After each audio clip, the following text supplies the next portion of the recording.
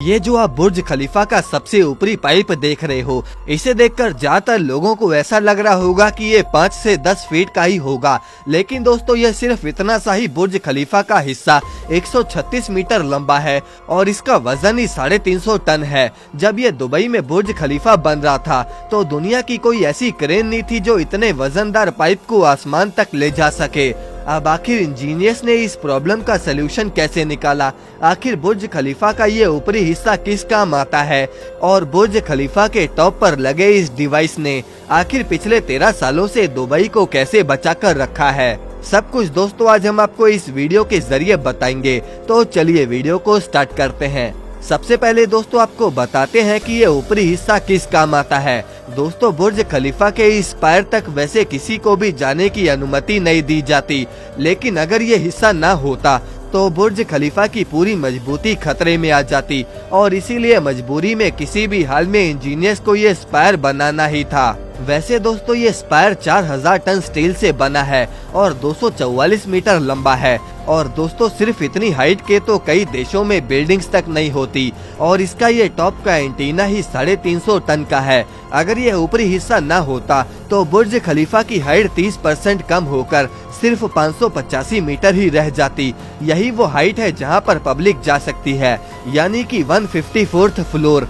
इसके ऊपर से ही ये पाइप शुरू होता है जिसमें 155 से लेकर 163 तक के फ्लोर्स हैं, लेकिन वहाँ कोई जा नहीं सकता। दरअसल वो फ्लोर्स रहने लायक है ही नहीं, क्योंकि तेज हवाओं में ये ऊपरी हिस्सा ही करीब 6 फीट इधर उधर होता है। अब दोस्तों ये बुर्ज खलीफा की कोई मिस्टेक नहीं, बल्कि ये बुर्ज खलीफा का एक बेहतरीन फीचर है। दरअसल 204 किलोमीटर पर आवर की हवाओं को ये ऊपरी हिस्सा एब्जॉर्ब करके बुर्ज खलीफा के 154 फ्लोर्स को एकदम सेफ रखता है।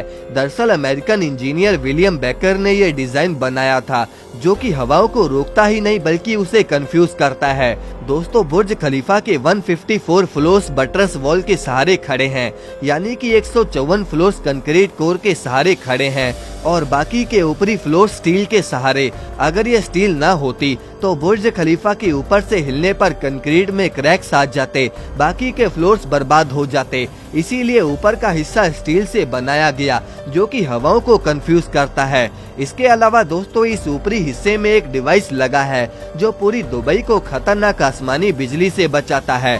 इस डिवाइस को लाइटनिंग अरेस्टर कहा जाता है। इस डिवाइस में लगा छोटा सा सेंसर बादलों में मौजूद एक्टिव चार्ज को डिटेक्ट करता है और ये लाइटनिंग अरेस्टर उसका ऑपोजिट चार्ज जनरेट करके लाइटनिंग को अपनी तरफ खींच लेता है और इसके बाद स्टील वायर्स के जरिए करोड़ों वोल्ट्स का करंट सेफली पूरी बिल्डिंग को बचाता हुआ जमीन के अंदर चला जाता है।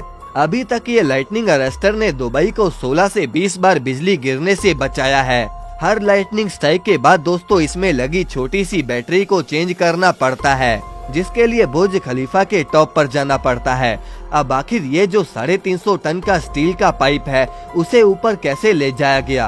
कोई भी सलूशन दोस्तों पहले तो इसका नहीं मिल रहा था, लेकिन फिर एक इंजीनियर ने ये आइडिया दिया कि इस स्टील के पाइप को बुर्ज खलीफा के अंदर ही क्यों ना बना लिया जाए और इसके बाद इस पूरी रॉड को छोटे छोटे हिस्सों में बनाया गया, ऊपर ले जाया गया और फिर इसे बुर्ज खलीफा की चोटी पर असेंबल किया गया। दोस्तों बुर्ज खलीफा की ऊंचाई 828 मीटर है, लेकिन अभी तक कोई उम्मीद नहीं है कि कोई बुर्ज खलीफा से दुनिया की सबसे ऊंची बिल्डिंग होने का खिताब छीन ले। सऊदी अरब के जेदा टावर की कंस्ट्रक्शन कई सालों से बंद पड़ी है। कुवैत ने बुर्ज मुबारक नाम से 1 किलोमीटर ऊंची बिल्डिंग का प्लान बनाया, लेकिन इसके बाद ये काम शुरू ही नहीं हुआ। दुबई में ही एक नखील टावर बनाने का फैसला हुआ था जो कि 1000 मीटर से भी ज्यादा ऊंची बिल्डिंग होती।